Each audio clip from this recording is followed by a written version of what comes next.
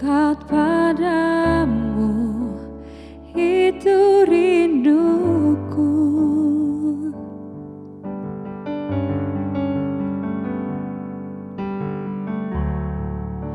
Setiap kata pun kau pun menunggu.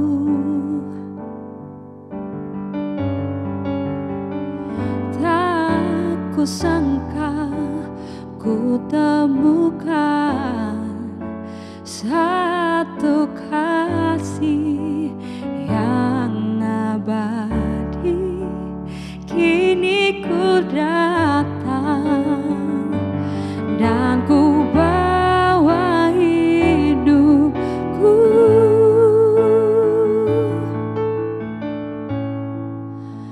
memandang wajahmu, mengikuti kebaikanmu, mengejar hadirmu dalam hidupku,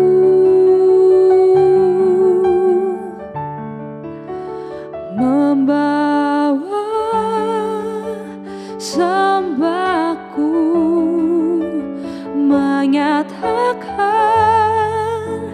kebesaranmu, mengejar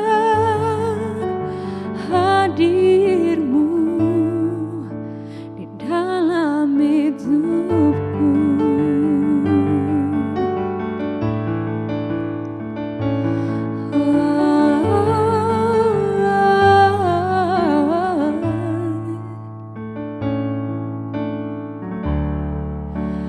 Dekat padamu, itu rinduku.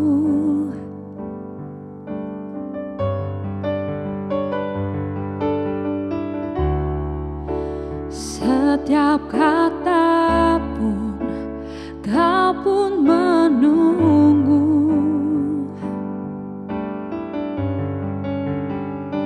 Tak kusangka ku temukan satu kasih yang abadi.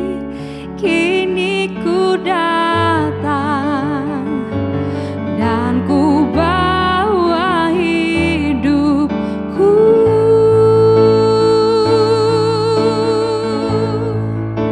memandang wajahmu, mengikuti kebaikanmu, mengejar hadirmu di dalam hidupku,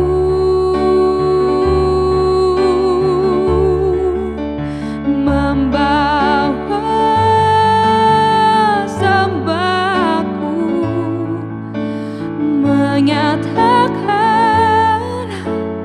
kebesaranmu, mengejar hadirmu di dalam hidupku.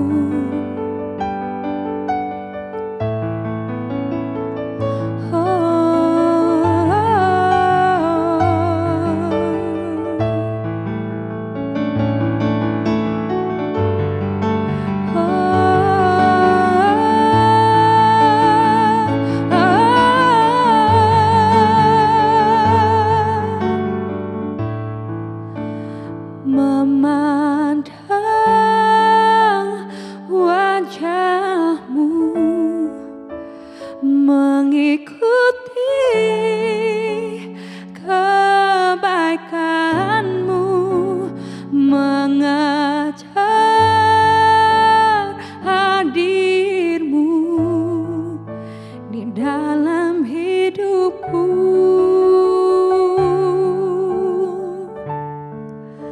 membawa sembahku, menyatakan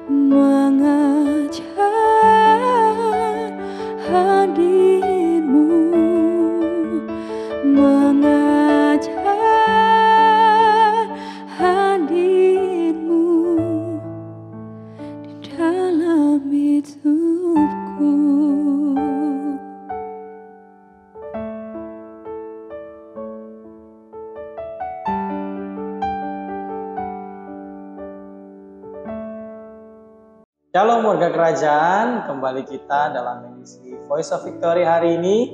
Saya percaya saudara adalah orang-orang yang berkati Tuhan, saudara adalah orang-orang yang menerima kebaikan Tuhan, dan saudara merupakan orang-orang yang berbahagia karena kebaikan Tuhan dalam kehidupan saudara.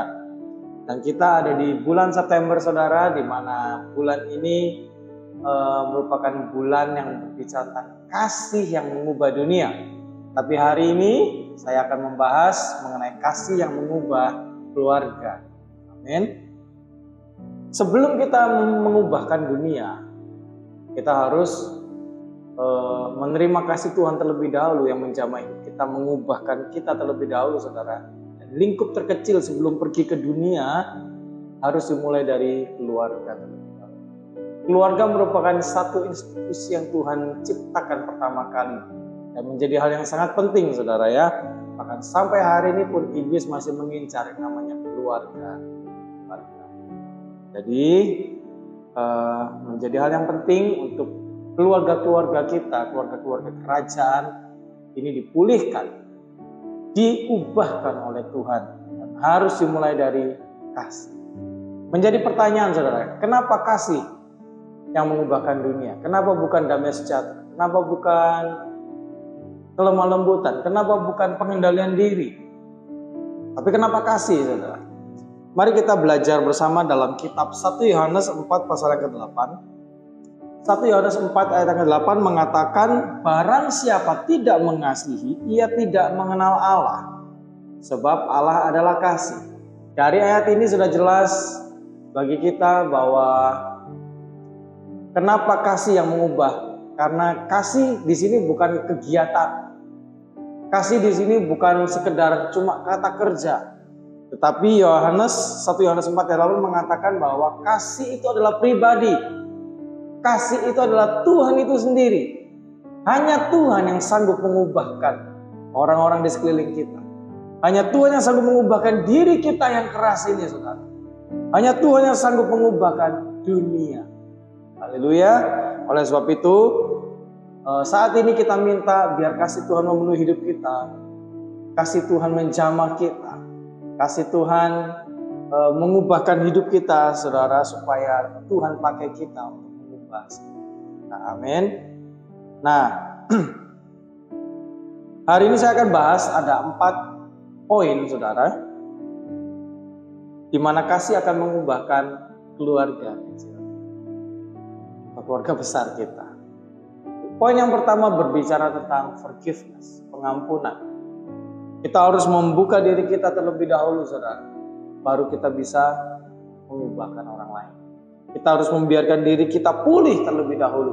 Kita harus membiarkan diri kita menerima pengampunan terlebih dahulu, baru kita bisa mengampuni orang lain. Saya suka kata-kata Indonesia, terima kasih. Kita menerima dari Tuhan dan kita berikan kasih itu kepada sesama. Amin. Terima pengampunan, lepaskan pengampunan. Terima pengampunan, beri pengampunan. Haleluya. Oleh karena itu kita harus pulih dan beres terlebih dahulu, baru kita akan Tuhan pakai untuk mengubahkan orang-orang di sekeliling kita. Baru kita Tuhan pakai untuk kita mengasihi sesama saudara. Jadi harus dimulai dari kita terlebih dahulu. Yang kedua, segala sesuatu adalah tentang Tuhan, bukan tentang kita. Hidup kita, pasangan kita, anak-anak kita, semua adalah dari Tuhan. Oleh karena itu saudara, kita harus mengasihi mereka sama seperti kita mengasihi Tuhan. Amin. Keluarga kita adalah orang-orang yang dikirim Tuhan, orang-orang yang diberikan Tuhan bagi kita untuk kita kasih, bukan untuk kita manfaatkan. Bukan aji mumpung, bukan kebetulan, apalagi kebetulan. Keluarga kita adalah orang-orang yang Tuhan berikan, orang-orang yang Tuhan kirimkan bagi kita untuk kita kasihi mereka. Makanya segala sesuatu adalah tentang Tuhan, harus semuanya tentang Tuhan. Bukan untuk menyenangkan diri kita, bukan demi menguntungkan kita, tidak. Tapi kita kembalikan semuanya, inilah Tuhan. Keluargaku, Pak Roni pernah bilang, keluargaku surga. Ya. Jadi, walaupun terkadang proses terberat adalah dengan orang terdekat kita, pasangan kita atau anak-anak kita, atau orang tua kita mungkin. Tetapi mereka ada untuk membentuk hidup kita supaya hidup kita disempurnakan oleh Tuhan, supaya kasih kita disempurnakan oleh Tuhan, untuk kita mengasihi mereka, untuk kita punya karakter yang serupa dengan Kristus, untuk mengasihi mereka. Amin. Jadi jangan pernah menolak proses dari orang-orang terdekat kita. Papa rohani saya pernah bilang, ya, pelatih terbaik kita adalah pasangan kita.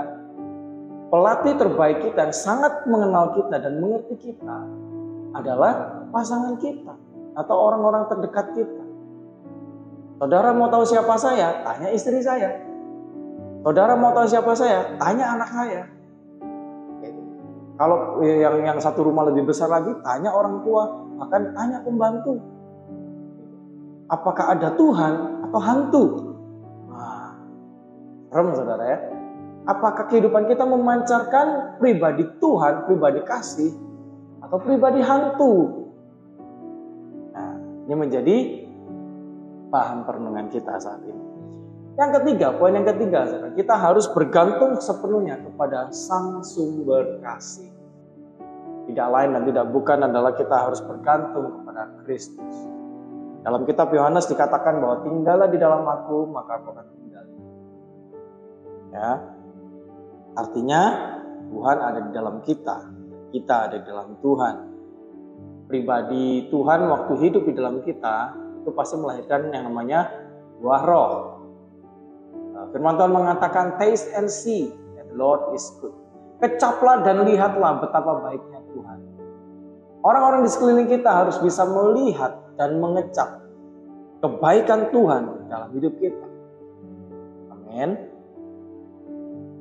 Terang dan garam, sesuatu yang bisa dilihat dan sesuatu yang bisa dirasa. Apa yang orang-orang di lingkungan keluarga kita lihat dan rasa dari kehidupan kita. Ini menjadi hal yang penting, saudara. Rasul Paulus mengajarkan ya tentang hubungan suami, istri, dan anak. Hai suami, kasihilah istrimu. Hai istri, tunduklah kepada suami. Hai anak-anak, taatilah dan hormatilah orang tua. Tapi semuanya bermula dari yang namanya kasih. Kalau suami atau bapak tidak mengasihi istri dan mengasihi anak, bagaimana bisa ada istri yang tunduk? Bagaimana bisa ada anak-anak yang taat dan hormat akan orang bapaknya? Ini penting, saudara. Saya berbicara kepada suami-suami, bapak-bapak hari ini. Mari, suami-suami, bapak-bapak, kita harus mengasihi istri kita. Kita harus mengasihi anak-anak kita. Jangan kita pandai menuntut, jangan kita suka menuntut. Istri harus tunduk, anak-anak harus hormat, anak-anak harus taat. Kalau diperintahkan harus lakukan. Tapi kita nggak menunjukkan kasih, malah otoritas. Kalau maunya si bapak atau suami tidak dituruti, kita langsung dijudge. Berarti nggak tunduk, berarti nggak taat, berarti nggak hormat sama orang tua. Nggak bisa. Oleh sebab itu suami-suami, bapak-bapak, mari tunjukkan kasih Kristus yang memenuhi hidup kita kepada istri kita. Baru istri akan dengan sukacita tunduk, saudara. Ya, pasti itu. Kemudian anak-anak dengan sukacita mereka akan taat dan menghormati bapaknya. Ada banyak kesaksian, saudara ya termasuk dari Pak Roni sering berbicara keluargaku surga. Ya, anak-anak itu betapa sangat mengagumi sosok dari Pak Roni, mengidolakan. Siapa yang kamu idolakan? Bukan yang lain, tapi papaku. Kamu pengen menjadi apa kalau besar?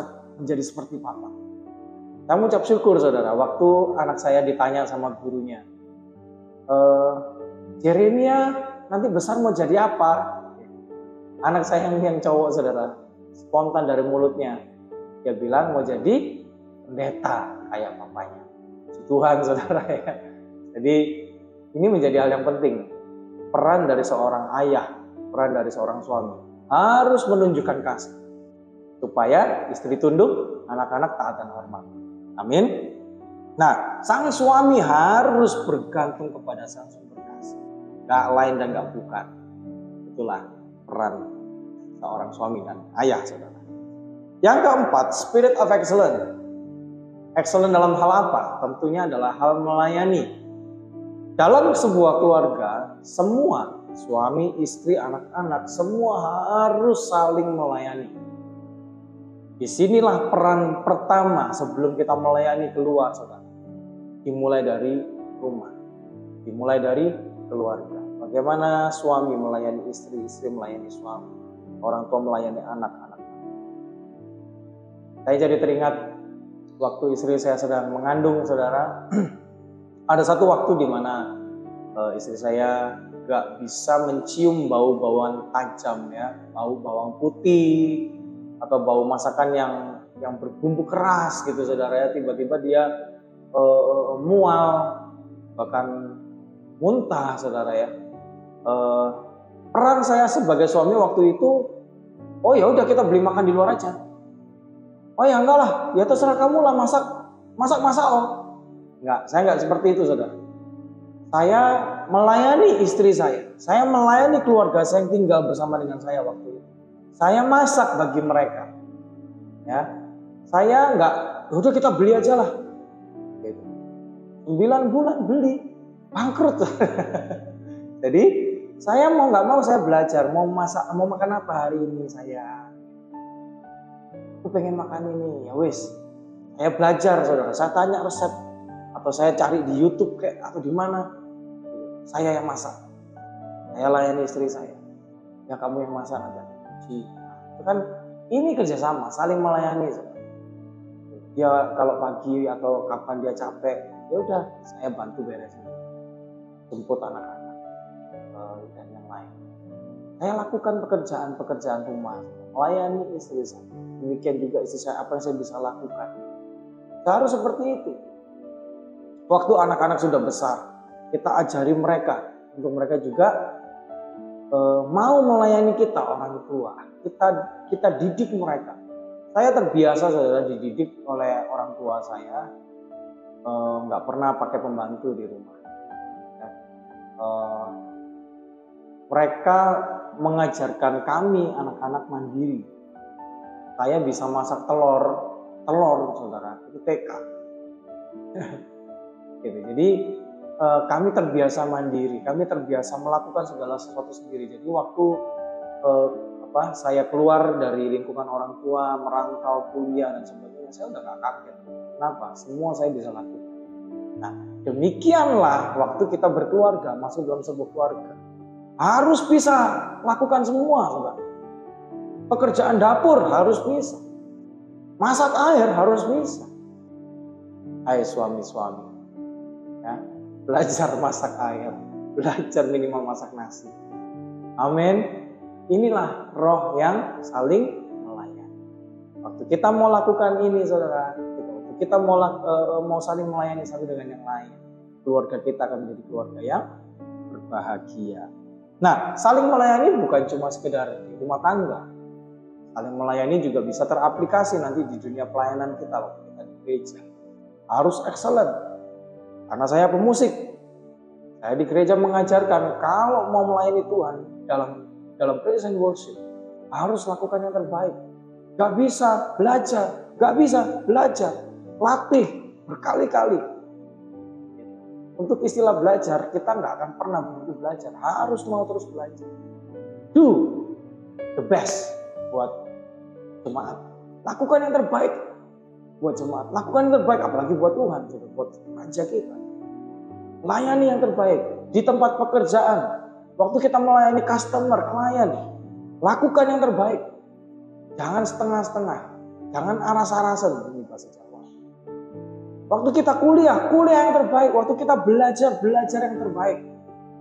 Jangan setengah-setengah. Makanya dulu, saudara, ini nggak tahu saudara mungkin bisa tiru atau enggak, tapi terserah saudara. Saya percaya semakin saya giat melayani Tuhan, maka Tuhan akan memberikan yang terbaik buat kita. Saya nggak pernah waktu saya kuliah, sepanjang saya kuliah atau sekolah, saya izin pelayanan. Kenapa? Ulangan. Nggak pernah saya. Saya izinnya 1 bulan. Kenapa? Sibuk bikin skripsi. Nggak ada, saudara. Saya lakukan setiap pelayanan dengan yang terbaik. Saya belajar dan kuliah juga yang terbaik. Semuanya saya lakukan yang terbaik. Dan saya nggak sekedar, oh iya demi saya belajar 1 hari full, 1 minggu demi ulangan 1 hari. Enggak, saudara. Gitu. Kuliah-kuliahlah yang terbaik. Ikuti apa yang dosen atau guru ajarkan, sehingga kita mengerti apa yang diajarkan. Jadi nggak nanti mau ulangan baru belajar kelabakan. Saya seperti itu tipikal. Jadi tiap kali pelayanan, saya tetap pelayanan. Saya nggak pernah absen pelayanan karena izin mau belajar. Nah, dan Tuhan memberikan nilai yang terbaik. Haleluya. Ini sekali lagi, ini pengalaman saya pribadi. Ya. Jadi saya percaya nilai dan value yang ditanamkan oleh orang tua saya tentang melayani dengan excellent. Amin. Nah, kalau 4 hal ini, saudara, ya, yang mulai dari pertama tadi adalah forgiveness, yang kedua segala sesuatu itu tentang Tuhan, bukan tentang kita, bukan untuk keuntungan kita, kesukaan kita. Yang ketiga, kita harus bergantung kepada Sang Sumber Kasih. Yang keempat, Spirit of Excellence ini ada dalam kita. 4 hal ini, saudara, ada, maka dunia kita berubah. Amin. Maka orang-orang di sekeliling kita, pasangan kita, anak-anak kita, semuanya berubah dan menjadi orang-orang yang diberkati Tuhan dan dipakai untuk mengubahkan. Amin. Mari kita berdoa. Tuhan Yesus, terima kasih. Kasih-Mu ada dalam hidup kami. Kasih-Mu menjamah kami, memulihkan kami, mengubahkan kami. Kasih-Mu menguatkan kami ya Tuhan. Dan kami hamba percaya bahwa waktu kami membiarkan kasih Tuhan bekerja dalam hidup kami, maka kasih Tuhan itu akan menyempurnakan kasih kami. Untuk kehidupan kami boleh menyatakan kasih Kristus kepada orang-orang di sekeliling kami, terutama bagi keluarga kami tercinta ya Tuhan. Terima kasih Tuhan Yesus, terima kasih. Berkati seluruh warga kerajaan yang menyaksikan tayangan ini ya Tuhan. Terus tambah-tambahkan kasih setia-Mu dalam kehidupan mereka. Apapun yang mereka kerjakan dan lakukan, semuanya diberkati Tuhan. Mereka boleh menjadi terang dan garam, dan senantiasa menjadi teladan bagi orang lain dan menjadi dampak di mana nama Tuhan ditinggikan dan dipuji. Dalam nama Tuhan Yesus kami berdoa dan bersyukur. Haleluya. Amin. Dan Yesus memberkati saudara.